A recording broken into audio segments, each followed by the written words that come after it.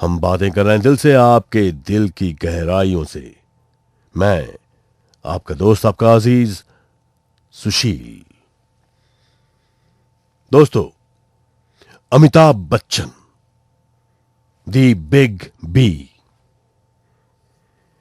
आज वो हिंदुस्तान के एक बेहतरीन एक्टर, एक दिग्गज अभिनेता हैं। उन्होंने बहुत सारी लैंडमार्क फिल्में की हैं। दीवार, जंजीर, ब्लैक, शोले, बहुत सारी फिल्में। लेकिन उन्हें इस मुकाम तक पहुंचने के लिए काफी कशमकश करनी पड़ी, काफी संघर्ष करना पड़ा। जब वो पहली बार मुंबई आए और प्रोड्यूसर्स से मिले काम के लिए, तब उन्हें खास अच्छा ट्रीटमेंट नहीं मिला। जब अमिताभ बच्चन अपने शुरुआती स्ट्रगलिंग के दिनों में एक बहुत बड़े प्रोड्यूसर से मिले, एक जाने माने प्रोड्यूसर से मिले, पहली बार तो वो प्रोड्यूसर अमिताभ बच्चन से 4-5 घंटे मिले ही नहीं। अमिताभ बच्चन बाहर बैठे रहे, उनके ऑफिस के बाहर, करीबन 4-5 घंटे। जब उस प्रोड्यूसर ने उनसे मिलना कबूल किया और जब वो उनसे मिले, तब प्रोड्यूसर ने अमिताभ बच्चन की तरफ एकटक देखा, घूर कर देखा और फिर कहा कि तुम इतने लंबे हो, घोड़े की तरह लंबे हो, तुम्हारा चेहरा भी घोड़े की तरह है, तुम एक्टर नहीं बन सकते। तुम यहां बॉम्बे क्या करने आए हो? तुम जहां से आए हो वहीं वापस चले जाओ, कोई नौकरी वोकरी कर लो। ये बात सुनकर अमिताभ बच्चन वहां से उठे, प्रोड्यूसर को नमस्कार किया और फिर वहां से चले गए। दिल में थोड़ी देर के लिए उनकी निराशा जरूर हुई, लेकिन उन्होंने कहा कि मेरे बारे में ये उस प्रोड्यूसर का नजरिया है, मेरा नहीं। और फिर उन्होंने अपना संघर्ष जारी रखा। Amitabh Bachchan, big B. बातें और भी, ये बातें हो रही हैं दिल से, आपके दिल की गहराइयों से। मैं आपका दोस्त, आपका अजीज सुशील। दोस्तों, एक बहुत बड़े प्रोड्यूसर ने अमिताभ बच्चन को से कहा कि वो वापस अपने शहर चले जाएं और वहां पे कोई नौकरी वोकरी कर लें, क्योंकि वो एक्टर बनने के काबिल नहीं है। उनकी शक्ल घोड़े की तरह है, वो बहुत ज्यादा लंबे हैं। लेकिन अमिताभ बच्चन निराश नहीं हुए।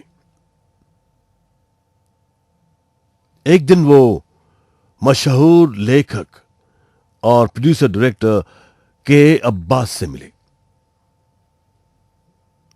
के अब्बास से उन्होंने कहा कि वो उनकी फिल्म में काम चाहते हैं। तब अब्बास साहब ने उनसे पूछा कि अब तक और प्रोड्यूसर से मिले हो कि नहीं? तब अमिताभ बच्चन ने कहा कि वो कुछ प्रोड्यूसर से मिले और उनमें से एक ने कहा कि उन्हें वापस अपने शहर जाना चाहिए, क्योंकि वो एक घोड़े की तरह हैं, बहुत लंबे हैं, वो एक्टर नहीं बन सकते। के अब्बास ने अमिताभ बच्चन की यह बात सुनी, सोचा, मुस्कुराए। तब अमिताभ बच्चन ने उनसे पूछा कि क्या आप भी मुझे काम नहीं देंगे, क्योंकि मैं बहुत लंबा हूं, मेरी शक्ल घोड़े की तरह है। तब के अब्बास ने उनकी तरफ देखा, उनके हाथ पे हाथ रखा और कहा कि मैं ऐसे नहीं सोचता। मैं नहीं समझता कि तुम्हारा कद या तुम्हारी शक्ल तुम्हें एक्टर बनने से रोक सकती है। तुम्हारी शख्सियत बहुत अच्छी है, तुम्हारा चेहरा बहुत एक्सप्रेसिव है, तुम एक्टर यकीनन बन सकते हो। और तब के अब्बास साहब ने अमिताभ बच्चन से कहा कि तुम मेरी फिल्म में काम करोगे, साथ हिंदुस्तानी में। तब अमिताभ बच्चन को कुछ देर के लिए विश्वास नहीं हुआ, यकीन नहीं हुआ। उन्होंने अब्बास साहब से पूछा कि अब्बास साहब, क्या आप मुझे सचमुच अपनी फिल्म में ले रहे हैं? अब्बास साहब ने उन्हें यकीन दिलाया। बाद में ये फिल्म शूट हुई और रिलीज हुई और अमिताभ बच्चन के काम की काफी तारीफ हुई। Amitabh Bachchan, the big B. बातें और भी, ये बातें हो रही हैं दिल से, तहे दिल से। मैं आपका दोस्त, आपका अजीज सुशील। दोस्तों, अमिताभ बच्चन के स्ट्रगलिंग दिनों के दौरान उन्हें जीनियस महमूद ने काफी मदद की। उन्हें कहा कि वो उनके साथ उनके घर में रहें। कई प्रोड्यूसर्स से उन्हें इंट्रोड्यूस किया। तभी उन्हें एक फिल्म मिली परवाना, जिसके हीरो थे नवीन निश्चल। परवाना में उन्हें एक विलन का रोल मिला। इस फिल्म के डायरेक्टर थे महेश कौल। ये फिल्म थी एन सिप्पी की। अमिताभ बच्चन का इस फिल्म में किरदार एक विलन का था। उनके काम की काफी तारीफ हुई, लेकिन फिल्म फ्लॉप हो गई। अमिताभ बच्चन की शुरुआती कई फिल्में फ्लॉप होती गईं, बॉक्स ऑफिस पे नहीं चल पाई। उन्होंने अपना स्ट्रगल जारी रखा, प्रोड्यूसर्स से मिलते रहे। जीनियस महमूद उन्हें जहां मुमकिन वहां इंट्रोड्यूस करते, उन्हें काम दिलाने की कोशिश करते। जब महमूद साहब अपनी फिल्म बॉम्बे टू गोवा बना रहे थे, तब उन्होंने अमिताभ बच्चन को इस फिल्म का लीड रोल दिया। और जब यह फिल्म लगी, अमिताभ बच्चन के काम को बहुत सराहा गया, उनकी काफी तारीफ हुई। इसी फिल्म के एक फाइट सीक्वेंस को देखकर सलीम और जावेद इनको लगा कि इस लड़के में दम है, और फिर उन्होंने अमिताभ बच्चन का नाम रेकमेंड किया अपनी कई फिल्मों के लिए। हम बातें कर रहे हैं दिल से, मैं आपका दोस्त, आपका अजीज सुशील। दोस्तों, अक्सर कहा जाता है कि जब अमिताभ बच्चन मुंबई आए तो अपने साथ मिसेस इंदिरा गांधी का रिकमेंडेशन लेटर भी ले आए। लेकिन के अब्बास ने एक बार कहा था कि मिसेस गांधी ने ऐसा कोई खत अमिताभ बच्चन को नहीं दिया था, और न ही अमिताभ बच्चन ने ऐसे किसी खत की उनसे मांग की थी। लेकिन एक बात जरूर है कि बच्चन परिवार का गांधी परिवार से बहुत करीबी रिश्ता था। अमिताभ बच्चन की मां तेजी बच्चन पश्चिमी माहौल में पली बढ़ी थी, और उनकी परवरिश वेस्टर्न कल्चर के मुताबिक हुई थी। वो एक बहुत ही अमीर खानदान की बेटी थी, और अमिताभ बच्चन के पिताजी महान कवि डॉक्टर हरिवंश राय बच्चन एक बहुत बड़े कवि, लेकिन मध्यम वर्ग से यानी मिडिल क्लास से थे। तेजी बच्चन की डॉक्टर हरिवंश राय से मुलाकात हुई एक दोस्त के जरिए। इससे पहले उनकी पहली बीवी का निधन हो चुका था। तेजी बच्चन और हरिवंश राय ने बाद में शादी कर ली, और उनके गांधी परिवार से बहुत करीबी संबंध थे। लेकिन अमिताभ बच्चन अपने साथ मिसेस इंदिरा गांधी का कोई खत नहीं लाए थे। ये कहा था एक बार के अब्बास साहब ने।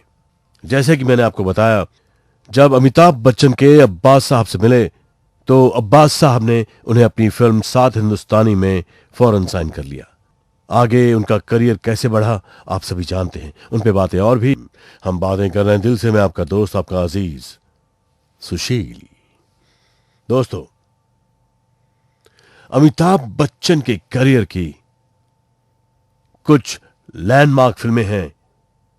ऋषिकेश मुखर्जी की आनंद, प्रकाश मेहरा की जंजीर, यश चोपड़ा की दीवार, रमेश सिप्पी की शोले, और बहुत सारी फिल्में। लेकिन जिस फिल्म ने अमिताभ बच्चन को सुपरस्टार बना दिया, वो फिल्म थी प्रकाश मेहरा की जंजीर। आप सभी जानते होंगे, आपने कई बार सुना है कि फिल्म जंजीर अमिताभ बच्चन को बाय डिफॉल्ट मिली, इत्तेफाक से मिली। सलीम जावेद ने इस फिल्म का स्क्रिप्ट लिखा था, और प्रकाश मेहरा ने यह स्क्रिप्ट उनसे ले लिया था, और प्रकाश मेहरा ये फिल्म बनाना चाहते थे। और प्रकाश मेहरा इस फिल्म के लिए एक हीरो की तलाश में थे। तब वो कई एक्टर्स से मिले, बड़े बड़े स्टार्स से मिले। प्राण साहब ने उन्हें देवानंद से मिलाया। और दरअसल प्रकाश मेहरा के साथ इस कहानी में पार्टनर थे धर्मेंद्र, लेकिन वो भी बिजी थे। वो भी उन्हें इस फिल्म के लिए डेट्स नहीं दे पा रहे थे। उसके बाद राजकुमार को ये स्क्रिप्ट बहुत अच्छी लगी, लेकिन वो चेन्नई में कुछ शूटिंग कर रहे थे और वो मुंबई नहीं आ पा रहे थे। इस वजह से वो ये फिल्म एक्सेप्ट नहीं कर पाए। अब किसे साइन करें? प्रकाश मेहरा के सामने एक बहुत बड़ी समस्या थी। उन्होंने अमिताभ बच्चन को कैसे साइन किया? ये बात है और ये दिल से। मैं आपका दोस्त, आपका अजीज सुशील। दोस्तों, प्रकाश मेहरा अपनी फिल्म जंजीर के लिए एक हीरो की तलाश में थे। देवानंद को यह स्क्रिप्ट अच्छी लगी, लेकिन वो इस स्क्रिप्ट में कुछ गाने चाहते थे जो मुमकिन नहीं थे। प्रकाश मेहरा चाहते थे कि वो फिल्म वैसे ही बने जैसे सलीम जावेद ने लिखी है। उसके बाद धर्मेंद्र, जो इस स्क्रिप्ट में प्रकाश मेहरा के साथ पार्टनर थे, वो भी इस फिल्म के लिए डेट्स नहीं दे पा रहे थे। उन्होंने प्रकाश मेहरा से कहा कि वो किसी और हीरो को लेकर यह फिल्म बना लें। प्रकाश मेहरा राजकुमार से मिले।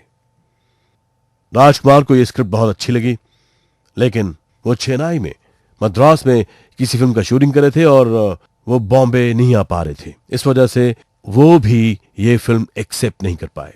प्राण साहब के बेटे ने प्राण साहब से कहा कि एक एक्टर है, उनके दोस्त का भाई, अजिताभ का भाई, जो इस रोल के लिए सही साबित हो सकता है।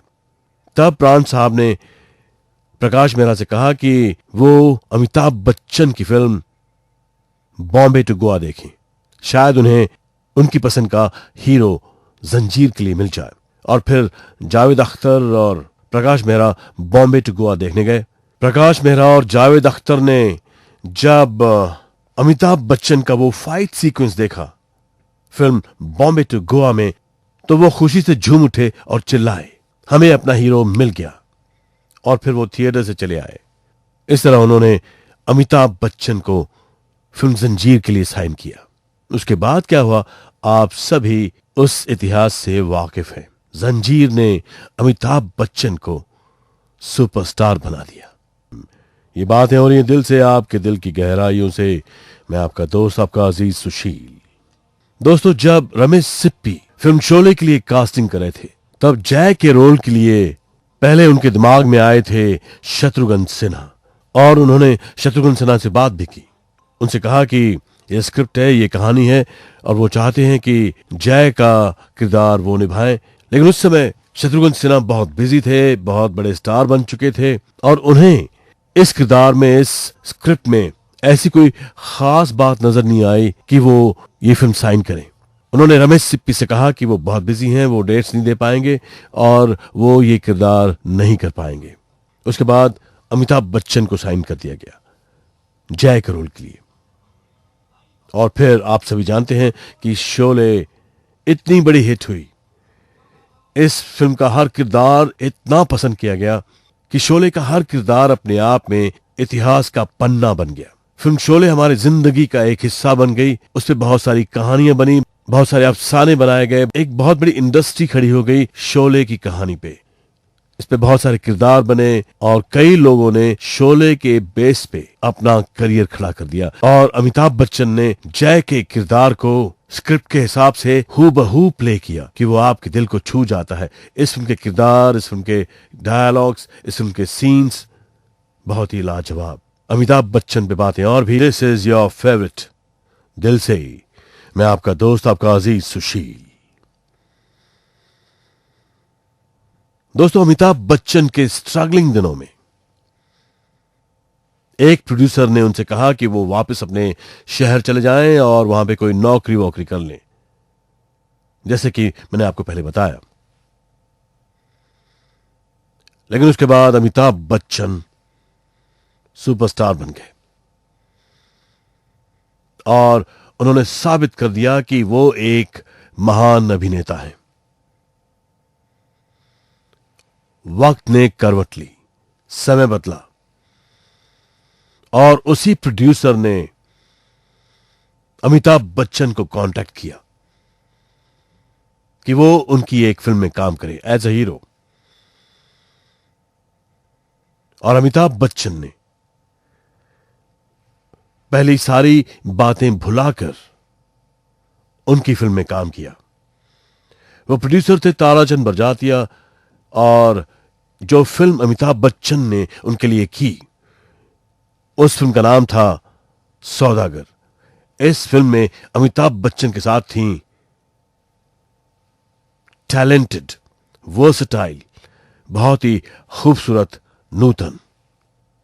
दोस्तों, अमिताभ बच्चन का मानना है कि जब उन्हें कहा गया कि वो वापस अपने शहर चले जाएं, वो एक्टर नहीं बन सकते, वो समय अलग था, उस समय उस प्रोड्यूसर का नजरिया जो भी हो, उन्होंने एक्सप्रेस कर दिया। अमिताभ बच्चन ने उस बात को भुला दिया और जब उन्हें उन्हीं के साथ काम करने का मौका मिला तो उनके साथ काम किया, क्योंकि उनका इस बात पे यकीन है कि आप पुरानी बातों को दिल में रखकर जी नहीं सकते। जिंदगी में आगे बढ़ना है, तरक्की करनी है, तो आपको अपना भूतकाल पीछे रखना चाहिए, वर्तमान में रहना चाहिए, ताकि आपका भविष्य और भी ज्यादा खूबसूरत हो। उन्होंने उस प्रोड्यूसर की बातें भुला दी, उनकी फिल्म में काम किया और फिर वो फिल्म बहुत सराही गई। अमिताभ बच्चन पे बातें बहुत सारी। मैं आपका दोस्त, आपका अजीज सुशील। दोस्तों, अगर आप अमिताभ बच्चन से पूछें कि उनके करियर का सबसे डिफिकल्ट, सबसे मुश्किल और चैलेंजिंग रोल कौन सा है, तो वो सोच में पड़ जाएंगे, क्योंकि उन्होंने बहुत सारी लाजवाब फिल्में की हैं। जंजीर, आनंद, शोले, दीवार, मिली, बहुत सारी फिल्में, चुपके चुपके, ब्लैक। जब अमिताभ बच्चन से ये पूछा जाता है तो वो सोच में पड़ जाते हैं और कहते हैं कि ये कहना बहुत मुश्किल है कि उनका सबसे चैलेंजिंग या सबसे बेहतरीन रोल कौन सा है। लेकिन फिर भी वो ये मानते हैं कि अगर उन्हें सवाल का जवाब देना ही पड़े तो वो अपनी फिल्म ब्लैक के कैरेक्टर को सबसे ज्यादा चैलेंजिंग मानते हैं। उनका मानना है कि ब्लैक के किरदार पे उन्हें काफी काम करना पड़ा। उस किरदार को समझने के लिए उन्हें काफी रीडिंग करनी पड़ी, पढ़ना पड़ा, काफी रेफरेंसेस देखने पड़े, और इस फिल्म के डायरेक्टर संजय लीला भंसाली ने भी उन्हें काफी गाइड किया और अपना नजरिया उनके सामने क्लियरली पेश किया। इस वजह से वो ब्लैक के किरदार को इतनी अच्छी तरह निभा पाए। दोस्तों, किसी भी एक्टर के लिए यह कहना कि उनका सबसे बेहतरीन या सबसे चैलेंजिंग रोल कौन सा है बड़ा मुश्किल होता है। लेकिन अमिताभ बच्चन मानते हैं कि उनकी लैंडमार्क फिल्में बहुत सारी हैं। जंजीर, दीवार, शोले, मिली, आनंद, ब्लैक, ये कुछ लैंडमार्क फिल्में हैं अमिताभ बच्चन की, और भी बहुत सारी हैं। दोस्तों, आपकी राय में अमिताभ बच्चन की सबसे खूबसूरत फिल्म कौन सी है? हम बातें कर रहे हैं दिल से। मैं आपका दोस्त, आपका अजीज सुशील। दोस्तों, आजकल अक्सर मीडिया में और हर जगह हिंदी फिल्म इंडस्ट्री को बॉलीवुड इस नाम से जाना जाता है। लेकिन क्या आप जानते हैं कि बहुत सारे एक्टर्स, बहुत सारे फिल्म मेकर्स और बहुत सारे लोग ये नाम पसंद नहीं करते। अमिताभ बच्चन इस बात से बिल्कुल असहमत हैं कि हिंदी फिल्म इंडस्ट्री को बॉलीवुड इस नाम से पुकारा जाए, जाना जाए, या इसे इस तरह एड्रेस किया जाए। वो मानते हैं कि हिंदी फिल्म इंडस्ट्री अपने आप में एक अलग इंस्टीट्यूशन है और इसे हॉलीवुड से लेकर, हॉलीवुड के नाम को लेकर बॉलीवुड कहना, क्योंकि ये बॉम्बे की इंडस्ट्री है, अमिताभ बच्चन के ख्याल से बिल्कुल गलत है। दोस्तों, अमिताभ बच्चन के साथ शाहरुख खान, देव आनंद, नसीरुद्दीन शाह, ऐसे कई एक्टर्स ने इस बात पे अपनी राय एक्सप्रेस की है कि हिंदी फिल्म इंडस्ट्री को बॉलीवुड नहीं कहना चाहिए। लेकिन अब ये बात अमिताभ बच्चन, नसीरुद्दीन शाह और इन सभी के हाथों से दूर जा चुकी है, क्योंकि दोस्तों अब बॉलीवुड ये आम लफ्ज बन गया है। मीडिया इसे खास तौर पे और आम तौर पे इस्तेमाल करता है, और अमिताभ बच्चन मानते हैं कि कई बार ऐसे लफ्ज आम इस्तेमाल में आ जाते हैं और फिर कोई कुछ नहीं कर पाता। यहां तक कि बॉलीवुड अब ऑक्सफोर्ड इंग्लिश लैंग्वेज डिक्शनरी में भी इंक्लूड कर दिया गया है। तो अमिताभ बच्चन इस बात से बिल्कुल परेशान हो जाते हैं कि कभी कभी एक गलत शब्द भी इस तरह डिक्शनरी में आ जाए और लोग इसे इस्तेमाल करें, मीडिया इसे इस्तेमाल करे, तो उसे हम और आप कुछ नहीं कर सकते, उसे चेंज नहीं कर सकते। अमिताभ बच्चन पे बातें और भी, हम बातें कर रहे हैं दिल से। मैं आपका दोस्त, आपका अजीज सुशील। दोस्तों, अमिताभ बच्चन मानते हैं कि फिल्म मेकिंग में बहुत बड़ी तब्दीलियां आई हैं, बहुत बड़े चेंजेस आए हैं। उनका मानना है कि टेक्नोलॉजी में बहुत सारा फर्क आ गया है। डिजिटल टेक्नोलॉजी ने सिनेमा में भी, फिल्म मेकिंग में भी बहुत सारे बदलाव लाए हैं। आज की जनरेशन बहुत तेज सोचती है, बहुत फास्ट सोचती है और अलग ढंग से सोचती है। इस वजह से फिल्में भी अलग ढंग से बनती हैं। और अमिताभ बच्चन इस बात को एक्सेप्ट करते हैं कि इंसान को समय के साथ बदलना चाहिए और अपनी सोच को समय के साथ ढालना चाहिए। हाँ, वैल्यूज बहुत स्ट्रांग हो, जो भी सोच हो वैल्यू बेस्ड हो, लेकिन आज इंटरनेट, मोबाइल, इन माध्यमों की वजह से हमारी सोच में भी बहुत सारी चेंजेस आए हैं। आज के जनरेशन के लोग, फिल्म मेकर्स बहुत तेज सोचते हैं क्योंकि हर चीज फास्ट हो गई है। हम एसएमएस कहीं सेकंडों में भेज सकते हैं। हम इंटरनेट, किसी भी देश के बारे में, किसी भी चीज के बारे में इंटरनेट से मालूमात हासिल कर सकते हैं। हम सब कुछ बहुत तेजी से कर सकते हैं। इस वजह से फिल्मों में चेंज आना, लोगों की सोच में चेंज आना एक बहुत ही नेचुरल इवॉल्विंग प्रोसेस है, ये मानना है अमिताभ बच्चन का। दोस्तों, अमिताभ बच्चन मानते हैं कि पहले शब्द को, लफ्ज को बहुत अहमियत हुआ करती थी। पहली फिल्मों के गाने, पहली फिल्मों के डायलॉग्स अलग हुआ करते थे, लेकिन उस वक्त की सोशो इकोनॉमिक कंडीशंस अलग थी, आज की अलग है। और इस वजह से आज जो बदलाव नजर आते हैं फिल्मों में, वो जमाने के साथ बदलाव चलते हैं। अमिताभ बच्चन वक्त के साथ चलना पसंद करते हैं। हम बातें कर रहे हैं दिल से। मैं आपका दोस्त, आपका अजीज सुशील। दोस्तों, फिल्म जंजीर और दीवार ने अमिताभ बच्चन को इमेज दिया एंग्री यंग मैन का। और वो मानते हैं कि एंग्री यंग मैन ये उस समय की मांग थी, जरूरत थी। सलीम जावेद ने जब जंजीर लिखा, दीवार लिखा, वो दौर ऐसा था जब नौजवानों में फ्रस्ट्रेशन था, निराशा थी, और वो सिस्टम से कुछ हासिल नहीं कर पा रहे थे। अगर उन्हें कुछ करना होता, अगर वो कुछ करना चाहते, तो भी बड़ा मुश्किल था, क्योंकि उस समय सिस्टम इतना मुश्किल था कि वो कुछ कर नहीं पाते थे। इस वजह से नौजवानों के दिल में, लोगों के दिल में एक गुस्सा भर गया था।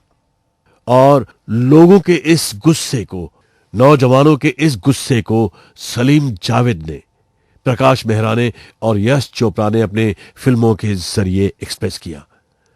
और अमिताभ बच्चन ने उस एंग्री यंग मैन के किरदार को स्क्रीन पे पेश किया उसी जोश के साथ, उसी जुनून के साथ कि लोगों ने उनके किरदार के साथ आइडेंटिफाई किया और वो उन्हें अपना एक मानने लगे। और इस वजह से उनका वो किरदार, द एंग्री यंग मैन, बहुत पॉपुलर हुआ, बहुत सराहा गया और इसे अपनाया भी गया। लेकिन अगर इस जमाने में 2010 में कोई एक्टर एंग्री यंग मैन को प्ले करे तो क्या होगा? इस पे अमिताभ बच्चन क्या कहते हैं? इस दिल से मैं आपका दोस्त, आपका अजीज सुशील। दोस्तों, 70s में जब अमिताभ बच्चन ने जंजीर और दीवार में और बहुत सारी फिल्मों में एंग्री यंग मैन प्ले किया, तो वो उस दौर की, उस समय की मांग थी। लेकिन अब अगर कोई actor angry young man play करे तो क्या होगा? इस बात पे अमिताभ बच्चन कहते हैं कि अगर कोई actor angry young man play करेगा तो बहुत फनी लगेगा, उसे सीरियसली नहीं लिया जाएगा, अजीब सा लगेगा और लोग उससे पूछेंगे क्यों नाराज हो, जाओ छोड़ो अपना गुस्सा, किसी बीपीओ में काम करो, अच्छा खासा पैसा कमाओ, घर जाओ, क्यों लड़ रहे हो। अमिताभ बच्चन का मानना है कि अब समय बदल गया है, ट्रेंड्स बदल गए हैं और एंग्री यंग मैन का अब कोई रोल नहीं बचा। अब जरूरत है रोमांटिक फिल्मों की, कॉमेडी फिल्मों की या मेक बिलीव फिल्मों की, जैसे star Wars, Harry Potter, fantasies की। अब अगर कोई actor angry young man play करता है तो वो एक्सेप्ट नहीं होगा और शायद फनी लगेगा। हम बातें कर रहे हैं दिल से, मैं आपका दोस्त, आपका अजीज सुशील। दोस्तों, अमिताभ बच्चन का मानना है कि हॉलीवुड के फिल्म मेकर्स हमारे माइथोलॉजीज को, हमारी पौराणिक कथाओं को बड़े ध्यान से स्टडी करते हैं।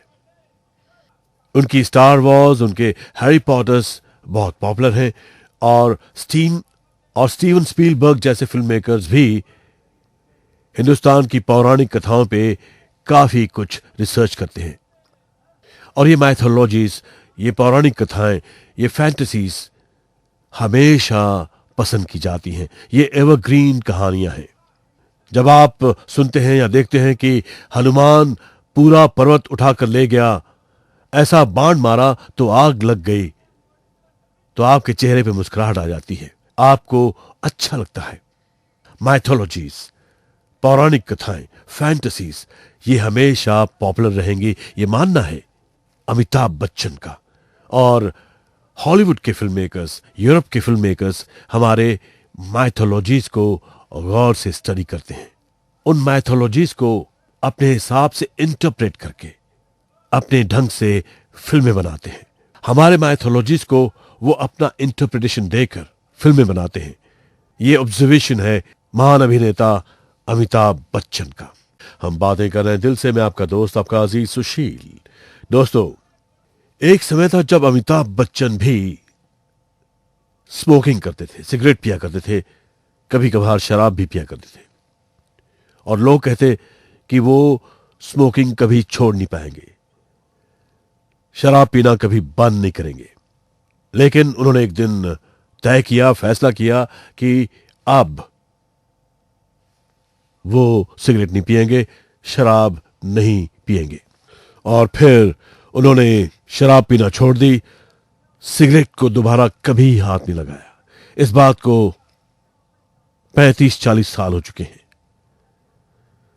अमिताभ बच्चन मानते हैं कि अगर आप कुछ करना चाहते हैं और अगर आपके इरादे पक्के हैं तो फिर आप चाहे जो हासिल कर सकते हैं। If you want to do something, just do it. अगर आप कुछ करना चाहते हैं तो उसे करिए, क्योंकि आप कर सकते हैं। हम बातें कर रहे हैं दिल से, मैं आपका दोस्त, आपका अजीज सुशील। दोस्तों, आज अमिताभ बच्चन ऐसे मुकाम पे पहुंच गए हैं जहां पे उन्होंने बहुत सारी कामयाबी देखी है, बहुत सारी नाकामयाबी भी देखी है। लेकिन कामयाबी हो या नाकामयाबी, उन्होंने हमेशा शांत रहकर अपनी कामयाबी को और नाकामयाबी को हैंडल किया है। अमिताभ बच्चन एक दिग्गज अभिनेता हैं। उनकी फिल्में लैंडमार्क फिल्में हैं, दीवार, जंजीर, शोले, मिली, अभिमान, ब्लैक और बहुत सारी फिल्में। लेकिन दोस्तों, मैं मानता हूं कि अमिताभ बच्चन का अर्थ इन फिल्मों से भी ऊपर है। अमिताभ बच्चन एक मिसाल है, एक महान उदाहरण है कि अगर इंसान चाहे तो अपनी जिंदगी में वो सब कुछ हासिल कर सकता है जिसका उसने सपना देखा है। अमिताभ बच्चन ने सपना देखा कि वो एक अभिनेता बनेंगे। उनके स्ट्रगलिंग के दिनों में उन्हें बहुत सारे बुरे अनुभव आए, उन्हें बेइज्जती का भी सामना करना पड़ा, उन्होंने ह्यूमिलिएशन देखा, फेस किया, लेकिन डगमगाए नहीं, हिम्मत नहीं हारी और फिर उन्होंने अपना मकसद हासिल कर लिया। वो एक स्टार बने, सुपरस्टार बने, मेगा स्टार बने और अब वो अपने आप में एक इंस्टीट्यूशन है जिनसे कई पीढ़ियां इंस्पिरेशन ले सकती हैं, प्रेरणा ले सकती हैं। जैसे अमिताभ बच्चन मानते हैं, if you want to do something, just do it. अगर आप कुछ करना चाहते हैं तो उसे करिए, अगर आपके पास सपना है तो आप उस सपने को साकार भी कर सकते हैं। दोस्तों, तो इस महान अभिनेता अमिताभ बच्चन को आप आदर्श मानकर अपने जिंदगी में अपने सपनों को हासिल करिए और दिल की बात सुनिए। हमेशा अपने दिल की बात सुनो, क्योंकि दिल आखिर दिल है, दिल आपका आईना है। अपने दोस्त, अपने अजीज सुशील गजवानी को इजाजत दीजिए। गुड नाइट, शुभ रात्रि, शब्बा खैर।